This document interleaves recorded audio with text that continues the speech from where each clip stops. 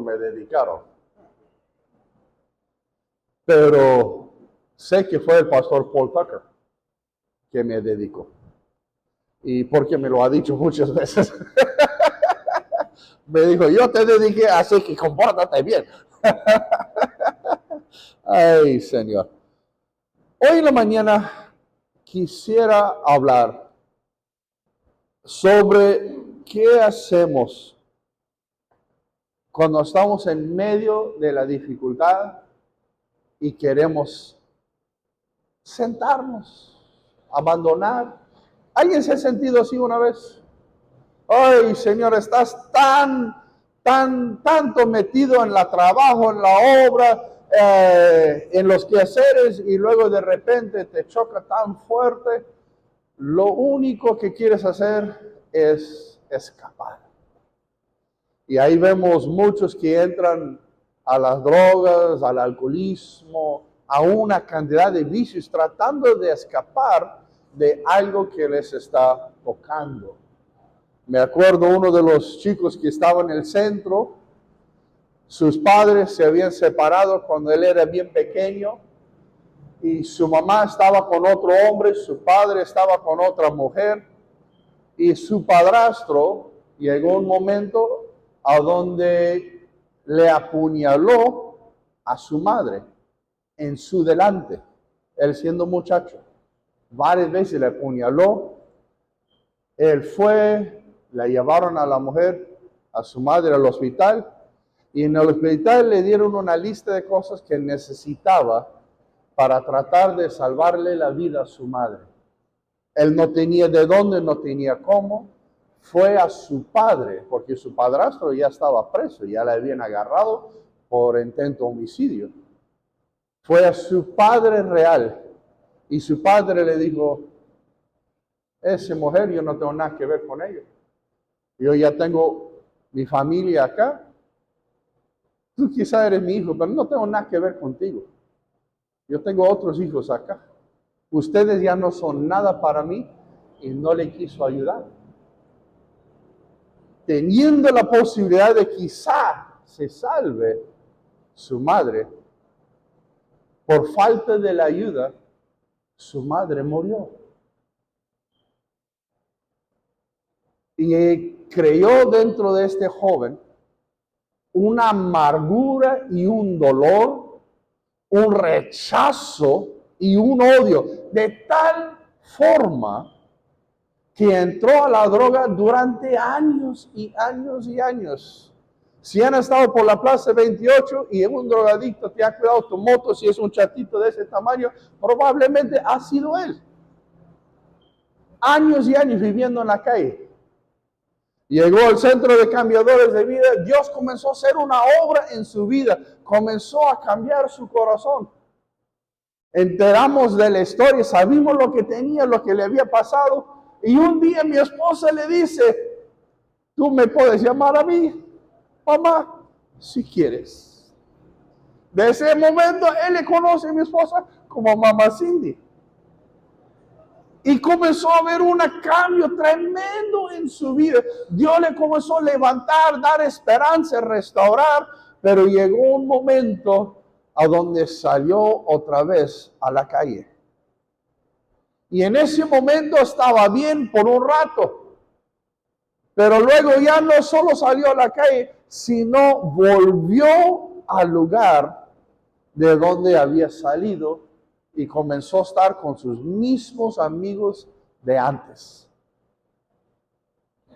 La última vez que le hemos visto, estaba otra vez en la calle, viviendo en la calle, consumiendo drogas en la calle, sin esperanza, tratando de escapar de un dolor que no supo cómo entregarlo a Dios para que Dios le pueda ayudar.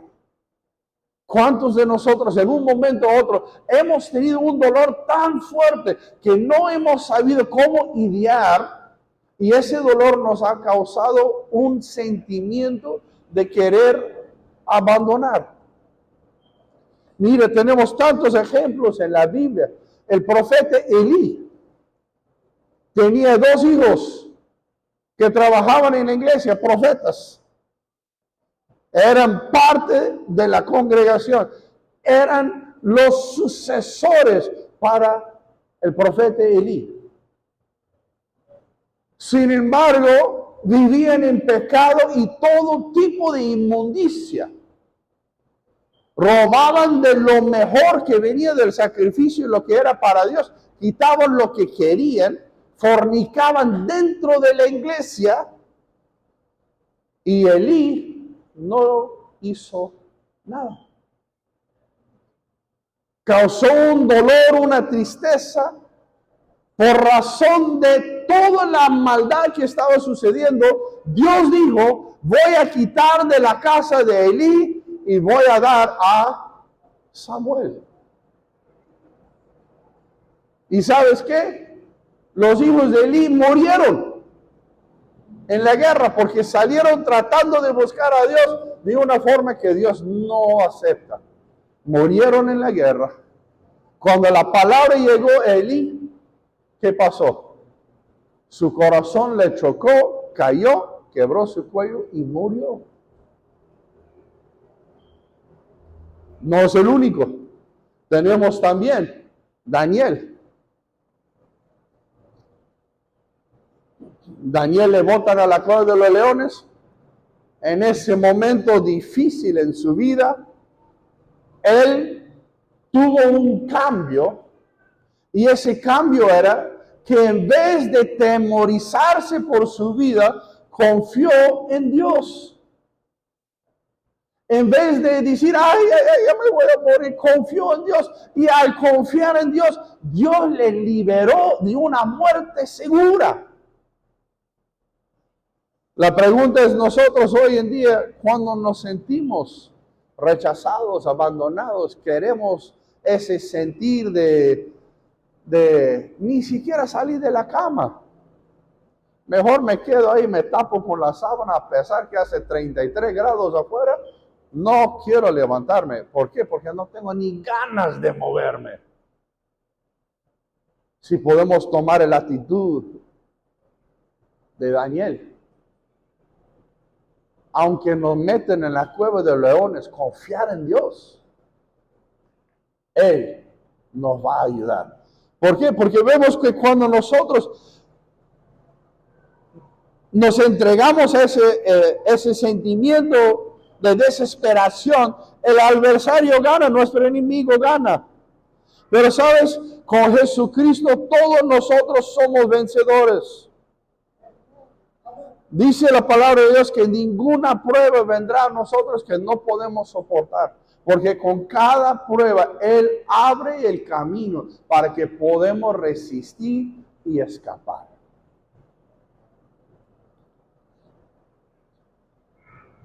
Vemos muchas veces en la Biblia donde la gente se siente desanimada. El rey David, a pesar de todos los males que hizo, cuando él se sentía desanimado, se sentía desamparado, abandonado, ¿qué le decía? Bendice, alma mía, a Jehová. No está hablando en un tipo de oración como nosotros pensamos, él está orando. No, él está mandando a su espíritu, a su cuerpo, para que ore a Dios. Porque la presión le ha agarrado de tal forma que estaba en una especie de desesperación. Y en vez de quedarse en la desesperación, él mismo se manda, bendice, alma mía, a Jehová. ¿Por qué? Porque él ha hecho y comienza a hacerse acordar de las bendiciones tan grandes que Dios le dio, y eso le da confort, le da consuelo, le da ánimo, y él vuelve a levantarse en su espíritu a adorar a Dios. ¿Por qué? Porque confía que Dios es su fuente, confía que Dios es su poder y sabe que si Dios está con él, ¿quién puede ser en contra de él? ¿Cuál es nuestra actitud? Cuando nosotros nos damos cuenta que el desánimo quiere venir. Mira, hay muchos ejemplos en la Biblia, tanto en el Antiguo como en el Nuevo. En el Nuevo Testamento tenemos el ejemplo de el apóstol Pedro. Jesús le dice, la noche antes que es entregado, están comiendo, Jesús le dice, antes que cante el gallo me vas a negar 3 veces. Y Pedro le dice, jamás, yo nunca te negaré, estoy dispuesto a ir a la cárcel, aún hasta la muerte contigo. Ay, Señor, me suena como algunos amigos que yo he tenido, ¿eh? Estoy listo para pasar lo que sea contigo, vamos, juntos, vamos. Pero llega el momento de la diferencia, de la dificultad, y no hay ninguno, ¿eh? Te quedas solito ahí. Pero Jesús le dice, Pedro, tú me vas a negar, pero cuando hayas vuelto, busca a tus hermanos, consuela a tus hermanos. Y Pedro le dice, cuando haya vuelto, si jamás me he ido. ¿Cómo que cuando haya vuelto? Y se ofendió mucho de esa palabra. Sin embargo, sabemos que esa noche justo eso es lo que pasó. Y cuando él se dio cuenta lo que hizo, se dio cuenta que es lo que Dios le había dicho que iba a hacer y lo sucedió tal como lo dijo, salió y lloró amargamente, totalmente quebrantado y humillado. Pero no perdió él confianza en Dios. Y Dios lo usó de gran manera. Vemos otro profeta. En el libro de Primero de Reyes.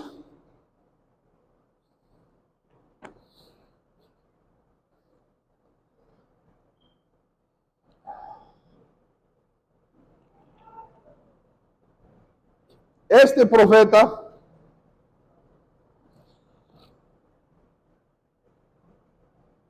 es el profeta Elías.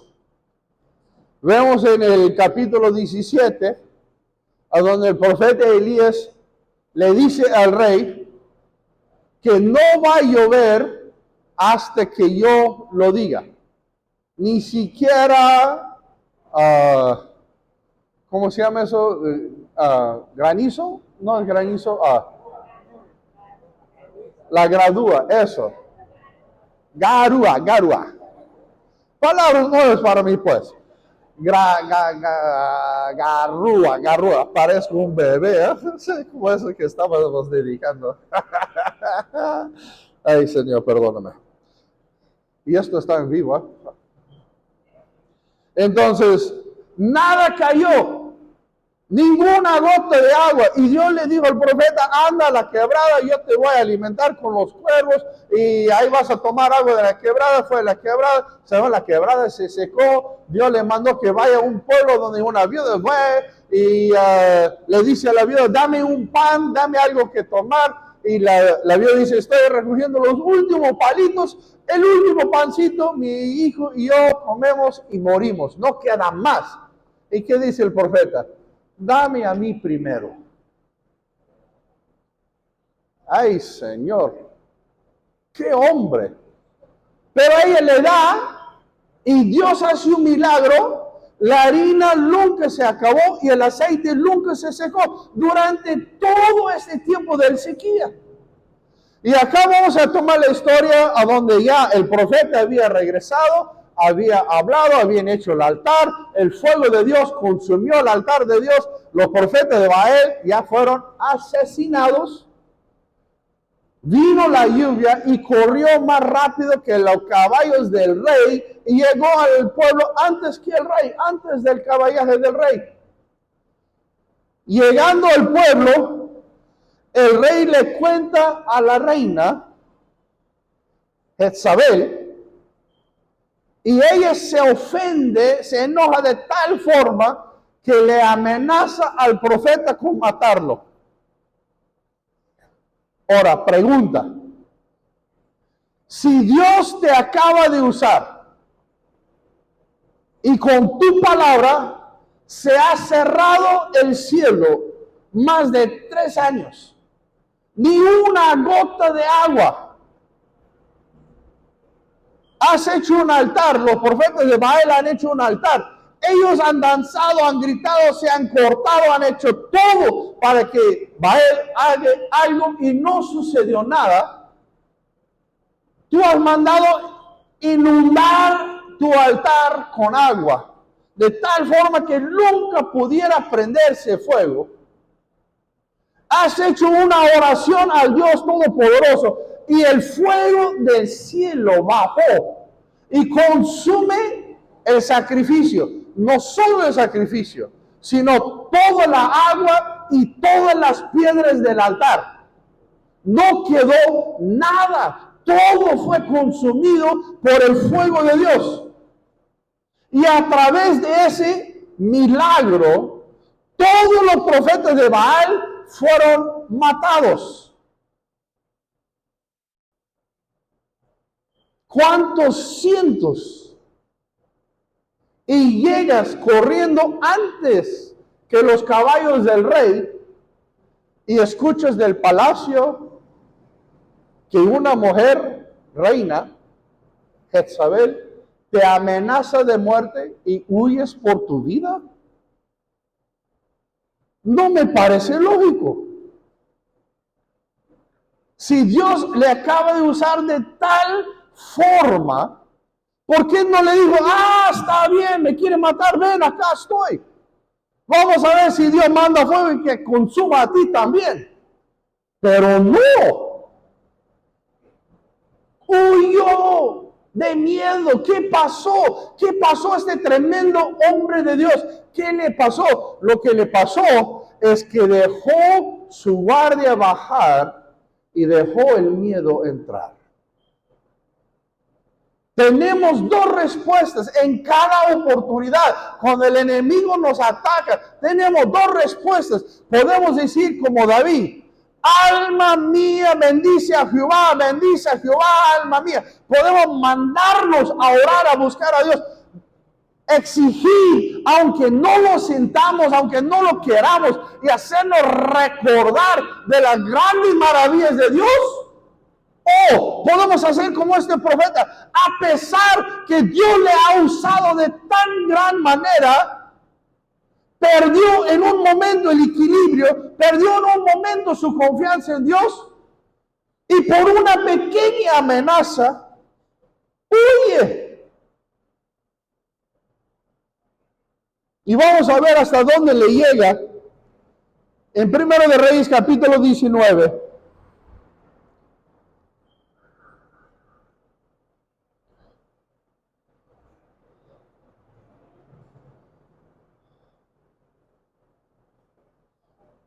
Versículo 4. Y él se fue al desierto un día de camino y vino y se sentó debajo de un endor y deseando morirse, dijo, basta ya, oh Jehová, quítame la vida, pues no soy yo mayor que mis padres. ¡Qué desesperación! Se escuchan sus palabras. Hermanos, si yo pudiera orar que Dios mande fuego del cielo y manda fuego del cielo, yo no voy a vivir al desierto. Que venga quien venga. Vamos a hacer el altar, vamos a ver quién es el más poderoso. Si con la palabra que Dios me dio no hay lluvia en la tierra más de 3 años, ¿qué voy a oír? Yo voy a confiar que ese Dios, si Él manda los pájaros que me traigan comida, y luego me voy a la casa de la viuda y el aceite nunca se acaba, la harina nunca se acaba, ¿qué voy a temer una mujer? Ni un hombre, ni un ejército. ¿Por qué? Porque mi Dios demuestra su habilidad de proveer todas mis necesidades. Pero vemos que en medio de que estos hombres eran santos de Dios, también eran hombres humanos tal como usted y yo. Y vemos, a pesar que tenían tremendo milagro de Dios funcionando a través de sus vidas, también tenían momentos de debilidad, a donde entraba el temor y la desesperación. Vemos que aquí en este momento, si seguimos leyendo, un ángel le despertó, le dio de comer, durmió, le despertó, le dio de comer, Y luego anduvo por el desierto largo tiempo hasta donde llegó a una cueva y ahí se metió llorando. Y por fin Dios le habló.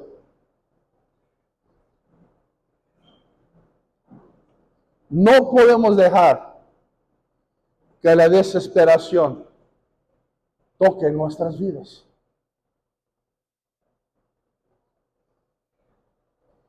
¿Cuántas veces el enemigo nos ha atacado? Pero sabes, junto con el ataque siempre Dios provee una salida. Si nosotros le podemos buscar a Él. En el libro de San Juan,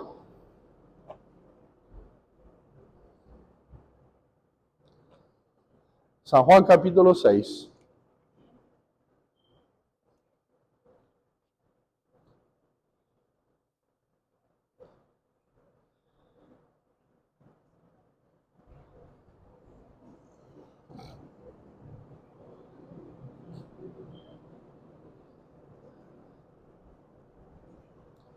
San Juan capítulo 6, versículo 53 para abajo nos dice: Jesús les dijo, de cierto os digo, si no comeréis la carne del Hijo del Hombre y beberéis su sangre, no tendréis vida en vosotros. El que come mi carne y bebe mi sangre tiene vida eterna, y yo le resucitaré en el día postrero, porque mi carne es verdadera comida y mi sangre es verdadera bebida. El que coma de mí y beba mi sangre, en mí permanece y yo en él. Ahora un momento. ¿Está hablando del canibalismo? ¿De que vean que tenemos que comer a Jesús? No está hablando del canibalismo. Nosotros no practicamos eso. Aunque dicen que los pelacaras pelan la cara y todas esas cosas.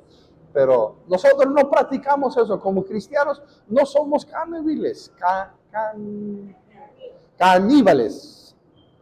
No comemos gente. Dios nos dio animales para comer. Pero esta palabra para los judíos era muy difícil. ¿Por qué? Porque no lo entendieron, lo tomaron de una forma tan literal que no pudieron ver que Jesús les está hablando espiritualmente. Y por no entender, en el versículo 60, al oírles muchos de sus discípulos, ¿qué dice? Dijeron, dura es esta palabra, ¿quién le puede oír? O sea, es difícil escuchar que Él nos hable así. Jesús, sabiendo en sí mismo que sus discípulos murmuraban, esto les dijo, ¿esto os ofende?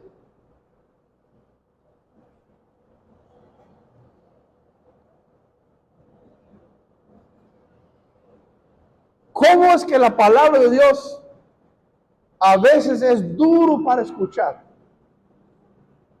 Una palabra es lo que Jesús se les está diciendo, que el que no cree en mí, el que no me busca a mí, el que no es parte de mí, no va a entrar al cielo. Solo Él es el camino.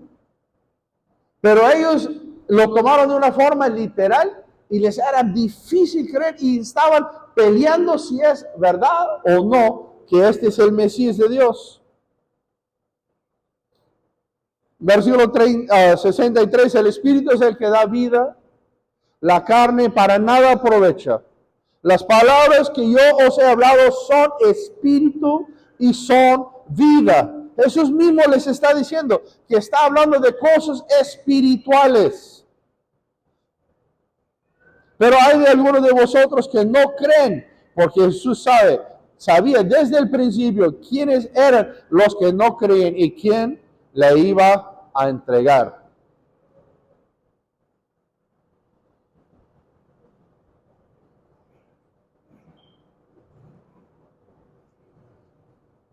Versículo 66. Desde entonces muchos de sus discípulos volvieron atrás. Ya no andaban con él. ¿Qué está diciendo? Por haberles hablado la palabra, una palabra espiritual, que Él es el camino, es la única manera. Coma su carne, beba su sangre, que es simbólico, es lo que hacemos en la Santa Cena. Simbólicamente, recordando el sacrificio de Cristo Jesús para nuestra salvación. Ellos no entendieron, y por esta palabra tan dura para ellos, muchos dejaron de seguir a Jesús. Y vemos una palabra acá que nos da una entrada, un pensamiento. Versículo 67, dijo entonces Jesús a los 12, ¿queréis acaso iros también vosotros? ¿Qué está diciendo? En palabras de John Mortimer, ¿también se quieren largar? ¿Me quieren abandonar también? ¿Qué estamos viendo? Estamos viendo un lado de la humanidad de Jesús, porque Jesús era 100% hombre, pero era también a la vez 100% Dios. Y Él sintió cada cosa igual como nosotros sentimos. Así dice el hebreo. No tenemos un sumo sacerdote que no se comparece de nuestras necesidades, porque en cada área como nosotros hemos tenido tentaciones, debilidades, sentimientos, dolores, Él también los tuvo, pero no pecó. Y eso nos da la esperanza a nosotros de poder llegar a ser como Él. Pero en este momento podemos ver en un momento a donde entró la desesperación, el dolor y el rechazo, también Jesús lo sufrió. Cuando esos discípulos le dejaron, Él se sintió rechazado. Y le pregunta a los 12, que son los más cercanos, ¿ustedes también me van a dejar? Y ahí está la famosa frase de Pedro, ese Pedro me gusta. ¿A dónde iremos? ¿A dónde iremos? Qué lindo. También vemos una figura más cuando Jesús está en el huerto de Getsemaní, antes de que le vengan a llevar para crucificarle, y está orando al Padre, y dice que caía su sudor como grandes gotas de sangre, llorando en desesperación, sabiendo lo que venía, y le pregunta al Padre, le dice, Padre, Padre, si es posible que pase esta copa de mí. ¿Qué está diciendo? En una desesperación, en un momento de tanto dolor, de rechazo, está pidiendo, si hay un momento de salvar a la humanidad de otra forma, hagámoslo así. Pero vemos la conclusión de su oración cuando dice, no mi voluntad, sino la tuya, oh Padre. Entonces vemos ahí, Jesús ha sufrido estos sentimientos de dolor, ha sufrido estos sentimientos del rechazo, ha sufrido este sentimiento del abandono. Mira, si el traicionero era uno de los 12 mismo y con un beso le traicionó, Jesús sufrió también estos mismos sentimientos, como cada uno de nosotros lo sentimos. Lo glorioso es que Dios le ayudó y nosotros ahora podemos ser salvos por Él. En ningún momento estamos solos. Tenemos que decidir cómo vamos a pasar en medio de la lucha y de la prueba. ¿Nos vamos a entregar y vamos a caer y vamos a ser derribados? ¿O vamos a ser como David? Bendice alma mía a Jehová. Y recordarnos de todas las grandes cosas que Cristo ha hecho. ¿Por qué? Una buena confesión realmente ayuda. En Hebreos, en el libro de Hebreos, capítulo 10,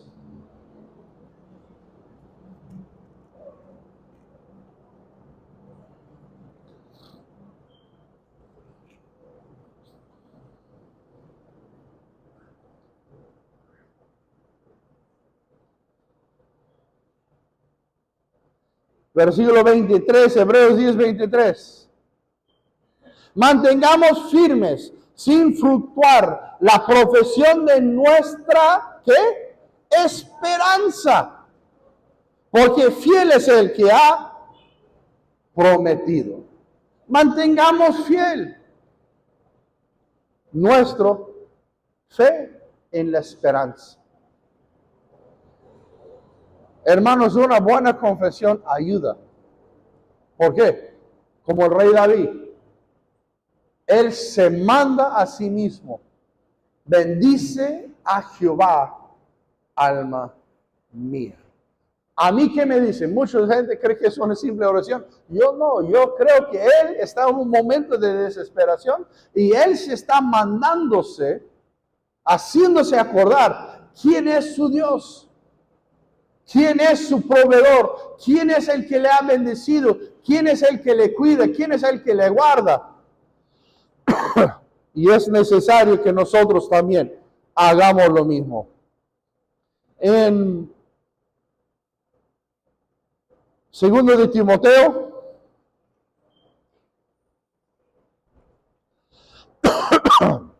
segundo de Timoteo capítulo 1,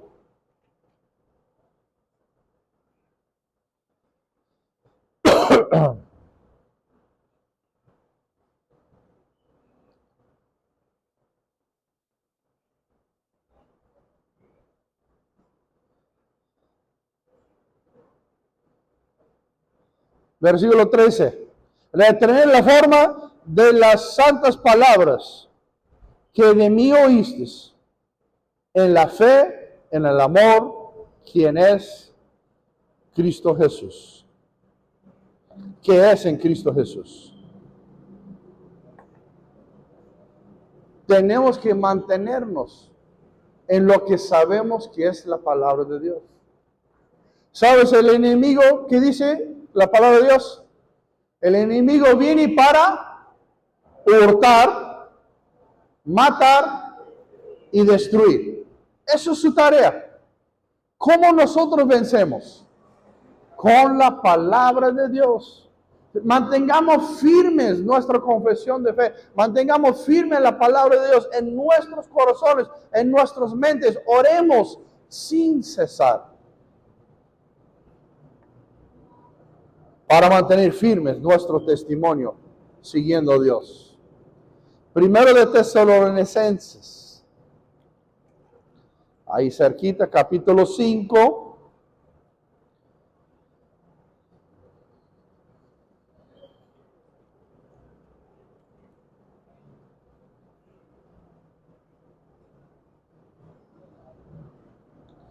Primero de Tesalonicenses, capítulo 5, vamos a ver el versículo 21, examinándolo todo, retener lo bueno.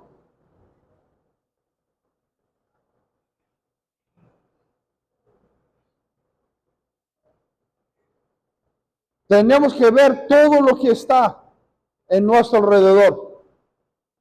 Cuando estamos especialmente en medio de una lucha, de un problema, y sentimos ese espíritu de desesperación, tenemos que ver y retener lo bueno. No nos quedamos enfocados en lo que es negativo. No nos quedamos enfocados en lo que es maldad. Tenemos que poner nuestro enfoque en lo que es bueno. ¿Por qué? Tú sabes, si comienzas a agarrar las cosas negativas, ¿qué es lo que vas a ver? Solamente lo negativo. Más nos cargamos con las cosas negativas, es muy difícil ver lo positivo. Por eso en la ciudad de Seattle, Washington, por capital, o sea, por la cantidad de gente, es la ciudad que más suicidios tiene en Estados Unidos. ¿Por qué?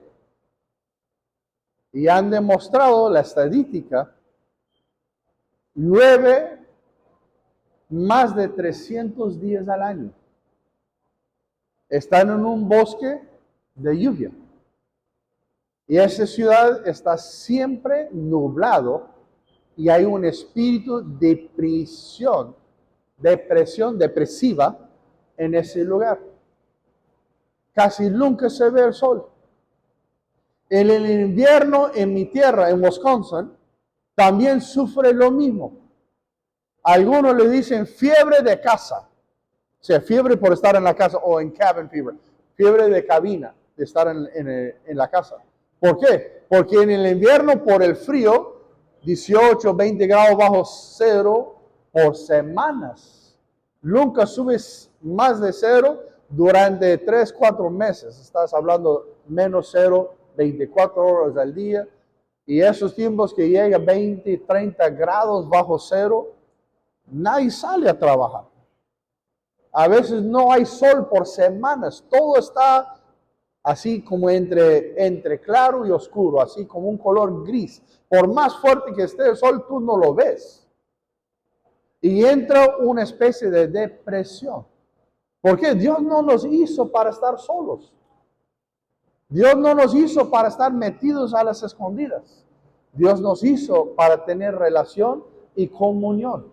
Somos personas. Por eso hubo un gran problema cuando el COVID, con todos los órdenes del alejamiento, del distanciamiento, todas esas cosas, causó un problema a nivel mundial. ¿Por qué? Porque el ser humano no fue criado para vivir aislado. Somos seres criados de parte de Dios que necesitamos tener comunión. Somos una familia en Cristo Jesús. Entonces tenemos que ver lo que hay. Cuando la depresión quiere atacarnos, tenemos que ver lo que hay en nuestro alrededor. Agarrarnos de las buenas cosas que Dios nos ha dado. Retener lo que es lo bueno de parte de Dios. Para poder salir adelante. Versículo 23, y el mismo Dios de paz os santifique por completo en todo vuestro ser, espíritu, alma y cuerpo, sea guardado irreprensible para la venida de nuestro Señor Jesucristo. Versículo 24, ¿cuál es una clave? Fiel es el que os, ¿qué dice? Llama, el cual también hará. Música, por favor, maestro. Fiel es el que nos llama, el cual también es el que va a hacer. Nosotros ponemos nuestra confianza en Dios. Él es el que nos ha llamado. Y Él es el que va a hacer su obra. Pero tenemos que decidir desde ya qué va a ser nuestra reacción. Cuando estamos en medio de la lucha, estamos en medio de la prueba. Mira, tenemos el ejemplo de Sadrach, Mesach y Abednego. Y eso se encuentra en el libro de Daniel, capítulo 3. A donde estos 3 varones, el rey había puesto una estatua. Y al tocar los instrumentos, estos 3 varones, como todos los demás, tenían que inclinarse ante la estatua y adorar la estatua. Pero ellos no lo hicieron.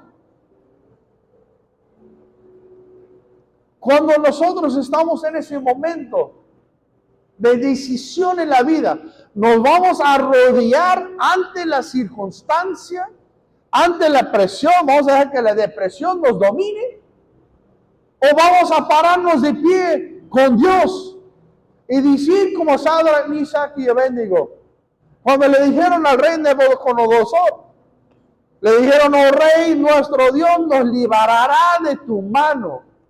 Nuestro Dios puede, Él nos va a librar. Pero me gusta lo que sigue de su confesión. Aunque no nos saque del fuego, igual no vamos a adorar. Nosotros tenemos que llegar en ese momento a donde nuestra confianza esté en Dios. No importa lo que suceda. Sadrach, Mesach y Abednego son un tremendo ejemplo. Porque ellos dijeron, nuestro Dios nos puede librar. Nosotros le servimos a Él y solo a Él. Pero en medio de este tormento, en medio de este problema, en medio de este horno de fuego, aunque nuestro Dios no nos libre, no nos vamos a arrodillar. Vamos a confiar en nuestro Dios. Suceda lo que sucede, no nos vamos a ir atrás, no vamos a negar a nuestro Dios, vamos a confiar en Él. Él puede y Él hará. Y sabemos que Dios hizo. ¿Por qué? Después de botarlos en el fuego, dice el rey, no botamos a 3, ¿cómo veo a 4? Y uno parece el Hijo de Dios, Hijo de los dioses. Ese es. Nuestro Dios está conmigo, hermanos, en medio de la tormenta, en medio del fuego, en medio de la depresión, en medio de la carga que estamos pasando. Nuestro Dios está con nosotros. Solo tenemos que confiar en Él. Y Él hará. Nos gusta cuando saque el extinguidor del cielo y apague la candela. O sea, nos libra del problema. Eso nos encanta. Pero a veces no pasa. A veces no apaga el fuego. A veces nos da un terno para poder pasar por medio del fuego. Pero sea que apague el fuego y nos libra, o sea que nos lleve por la mano a pasar, igualmente nos hace pasar. Igualmente confiamos en Él. No seamos el pueblo de Dios que en momento de la dificultad perdamos nuestra fe. No seamos naufragios después de navegar tan lejos con Dios, abandonar nuestra fe en momento de una dificultad. Pongámonos de pie, por favor.